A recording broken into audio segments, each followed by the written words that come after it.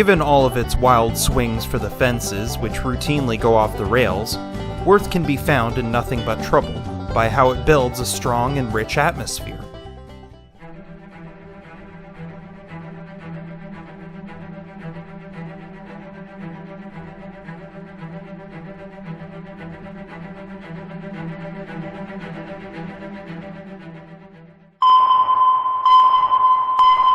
Canada be damned. I'm going to the Klondike. The Klondike is Canada.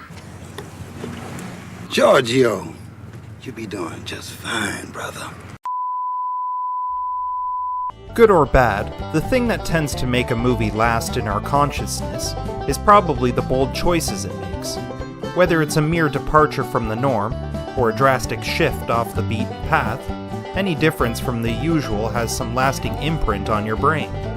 And if you're a film like Nothing But Trouble, you're really stretching that premise to the max.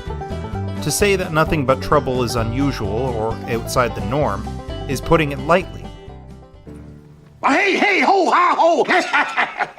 Hula, hula, hula, the bula, bula, bula! Look who's got the front seats of the Mexican hat dance now! Just like a bunch of spiders in a birthday cake.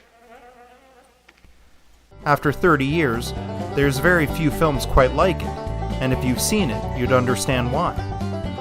For those who haven't seen Nothing But Trouble, it's the story of an affluent publisher whose new neighbor oddly asks to use his car to drive to Atlantic City, after only one brief encounter on an elevator.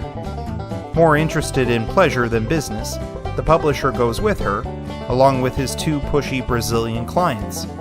Taking a detour, they cross the small town of Belcanvania, have a car chase with local law enforcement, and are forced to face the eccentric justice of the peace.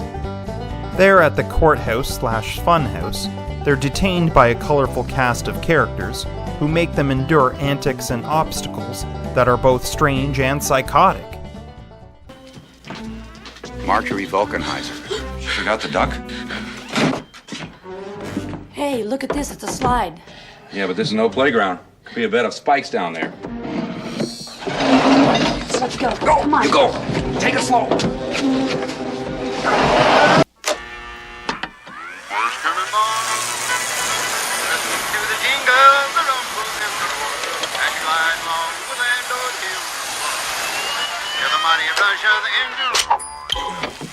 That's enough. I'm gonna flip out. Get behind me, baby. Missy, I sure do hate to cut and shuffle a fine little muffet like you. Oh, yeah, me too. But I will! If Joe Polo don't show. Hey, hot worm! Listen! You got 5 minutes to come on in or she gets cut and shuffled. Fine now, no gallantry and no suicide stunts. You just come on in. This might look and sound bonkers, and believe me when I say it absolutely is. And to be clear, Nothing But Trouble is not a good movie. However, what little value it does have lies in its choices. For starters, between the designs and the overall world building, Nothing But Trouble has a level of creativity that's incomparable, even by today's standards. Its zany surprises are so out of left field, you cannot help but watch to see what could possibly come next.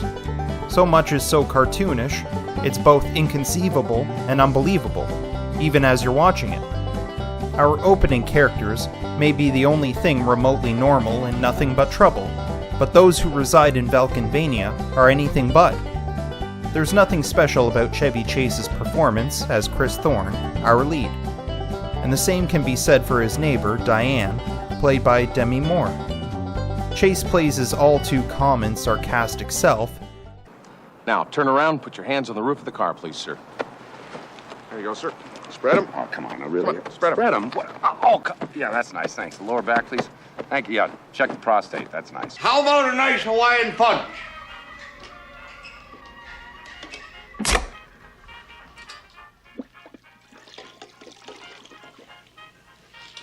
Thank you, Judge. You know, there's nothing better at the end of a long day on the road than a nice, warm glass of Hawaiian punch. We've always been set to deal with the offenders once and for all at their first appearance. Quick as sunk grease through a 10-year-old goose. Congratulations. I'm glad to know things are running smoothly for you. Put out that dog rocket! And Moore plays the usual straight woman. and it's easy to see why she must when standing alongside such grandiose characters. Both John Candy and Dan Aykroyd pull double duty portraying the majority of those characters. Candy, playing Dennis, a cop who's had it with his job. Step forward to the bench, please. Hey, see that? Thanks for understanding, Judge, you know what I'm saying? Nice guy. You take care of this. I'm gonna go out for a smoke. Go for a smoke? Dennis, they got guns, drugs. One of them trying to kill you. I'm ashamed to watch. When I'm gone, you will be relieved you can run things any way you want. Until then, you just do your job. So help me, Dennis. I'll cut you out of the will. You won't get so much as Flossie the Nag. I always do my job, and you know it. But I don't mind letting you know my duties end right here at this bench. Oh, fine. Go suck a bug. Dude, it looks like you need a nice couple of weeks holiday, you know? Nice. Time off from your job. You peeled the correct banana there. And Dennis's sister, Eldona, a mute mechanic who has the hots for Chris. Aykroyd, under a ton of makeup and prosthetics, plays the wretched Reeve, Alan J.P. Velkenheiser, and his grandson, the literal, filthy man-child, Bobo. Hi! I'm Bobo. That's Little Devil. Hi. We're not allowed in the house. Oh, is she okay? They're crazy characters in a crazy world, and it's uncertain why many of them do what they do, Judge Elvin most of all. Running the show, it's difficult to determine where his principles lie.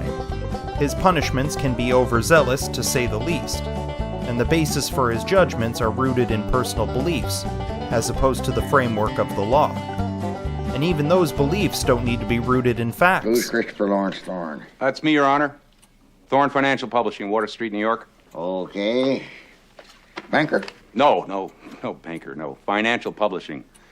Thorne's Weekly. Okay, banker. Alvin, I was just thinking you've got enough vintage steel around here to make a few thousand Toyotas. Ever think of selling the whole place to the Japanese? There you go! Does the Pope wear a hat with Sergeant York's mother and angel, and will a banker grub for money? Not a banker, I'm a financial publisher. Yeah, well, all I know is in 17, after they shipped me off to fight, some New York financier rolled in here one day and hog-glousered and tub-wankled my grandfather into mining the whole place out. But what is fact is that Dan Aykroyd's fingerprints are all over this film. Not only is he acting, but he is also the writer and director.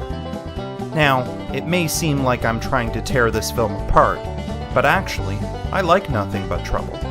I'll be the first to admit how flawed it is, yet there's plenty of enjoyment to be had, simply because of how ludicrous everything is. Granted, it takes some overlooking of its giant missteps, but if you can switch your brain to a different mode of thinking, you'll find the merits of a brazen film that enters uncharted territory on an insane roller coaster. So, perhaps, that's the way to judge Nothing But Trouble.